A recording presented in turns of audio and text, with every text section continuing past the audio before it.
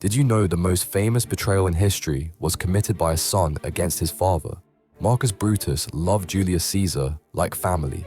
Caesar had raised him, mentored him, trusted him completely.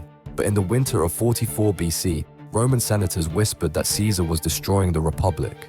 They convinced Brutus that killing his father figure was the only way to save Rome. On March 15th, as Caesar entered the Senate, 23 conspirators surrounded him with daggers. Caesar fought back until he saw Brutus approaching with a blade. "Et tu, Brute," he whispered. "Even you, my son."